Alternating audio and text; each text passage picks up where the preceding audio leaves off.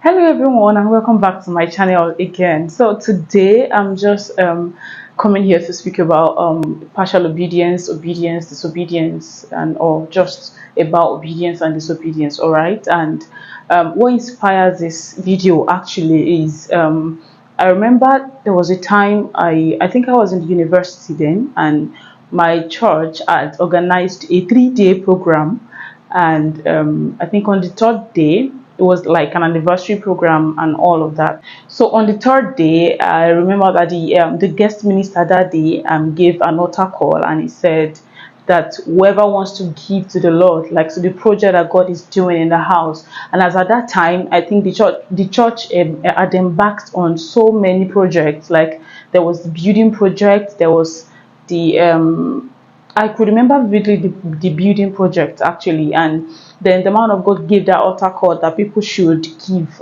and you know how they will call that whoever wants to give, sure, or people who wants to give, who are willing to give, should step forward and to be prayed for, and some of them even would drop their money right there. So the man gave that call, and I clearly heard that God was telling me to empty my account. And how much would a student have in our account? Like as at then, I had just 12,000 naira in my account. I think I was in the 100 or 200 level. I started to battle in my mind. Of course, I knew that even if I did not hear God tell me to empty my account, I know I was still going to give to that project. So I was like, okay, maybe max I was going to drop 2,000 or something. You know, as a student, you need to be careful with your spending. You get, if you don't want to get hungry in school. So when I heard that God was telling me to drop all the 12,000 in my account, I fought it, and I was like, okay, so if I should withdraw all the 12k, or if I should transfer all the 12,000 naira, or if I should send all the 12,000 naira, how am I expected to live the rest of the week, even if other money will come in the following week? You know how you can be like, oh, I don't even have that much, or even if I drop everything with me, how am I expected to survive and everything? So I started to battle in my mind. I was like, okay, I think I'm just going to drop 10,000 naira, and I will leave 2,000 naira. At least that will kind of sustain me to the end of the week.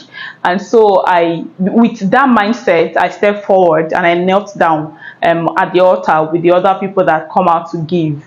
And in my mind, as I was kneeling, I could sense that my spirit was literally battling with my flesh. You know, the spirit was telling me you are meant to drop 12,000 naira. My flesh was like, how am I expected to survive? It's just wise that I drop 10,000 and hold on to 2,000 naira. And guess what? That's exactly what I did. So I sent the 10,000 naira, and I was left with 2,000 naira. In short, till today, or that scenario never left my head, it never left my spirit, it never left my mind. I remember it almost every day, because I knew after doing what I did, and after even spending the 2,000 naira, so I'm not sure he even stay with me till the following day. Like that 2,000, I can't even remember what exactly I spent the 2,000 naira on. So I remember that scenario to you today, because I knew that it was a partial obedience to God. He had told me to drop 12,000 naira. I dropped 10,000 naira, and you would tell me that I tried, right? Like, okay, out of 12,000, I dropped 10,000. Of course, girl, you have tried. Like that's huge. That's a lot and everything. But that's exactly what flesh will make you to. Let me say flesh, because you will start feeling like, oh, you've tried. Imagine what would it have taken me to actually drop the remaining 2,000 naira as well. I don't know exactly why I would drop 10,000 and I will hold on to 2,000. To man, that is wisdom, but it is foolishness, honestly. Because okay, that 2,000 naira now, what did I spend it on? I cannot remember. And again, you know, that point, the enemy will make you feel like you've done so much, like you've done so well. Girl, you know, you'll be hyping yourself in your head, and the enemy will be gingering you and everything. You know, you've dropped 10,000 naira, you've tried, girl. Exactly. So I'm just saying that disobedience or partial obedience to God is equivalent to disobedience. Honestly, with God there is nothing as partial obedience. It's either you obey completely or you do not obey at all. So when you partially obey God and you feel like you have done something, just know that you have disobeyed. It is just disobedience. There is nothing as partial obedience. It's either you are with God or you are against God. Is either you are obeying or you are disobeying. You cannot be on the fence. You cannot be in the middle. So the story that always comes to my mind whenever the matter of obedience, disobedience, partial obedience arises is the story of Saul in 1 Samuel chapter 15. Yes, and it is how you should be familiar with the story, right? It is how God had told King Saul to go and kill Amalek, the people of Amalek, because they've been a burden and like a thorn in the flesh of the Israelites. So God had told King Saul to go and kill Amalek, and he specifically said to Saul to kill all that they have.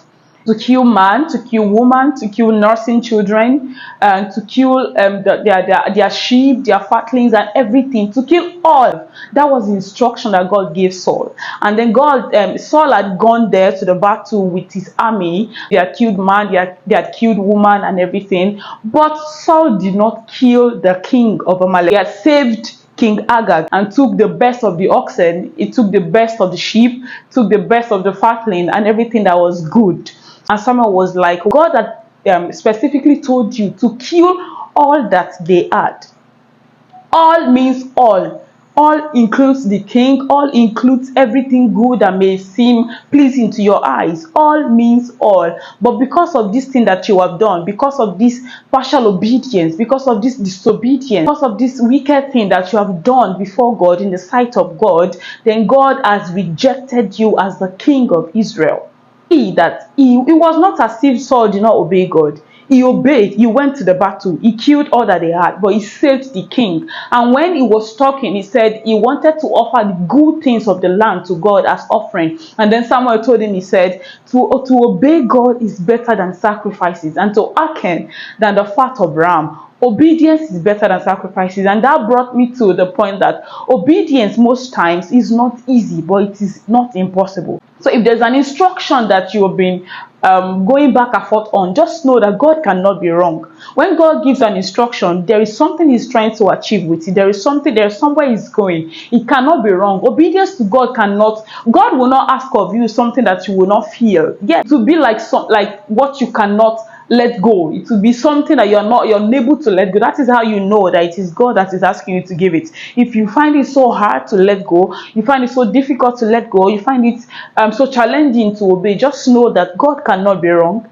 And I pray that the grace for complete obedience will be given unto us in Jesus' name. Thank you all for watching today. If you enjoyed this video, kindly give it a thumbs up and also subscribe if you are yet to do that, and expect more videos like this.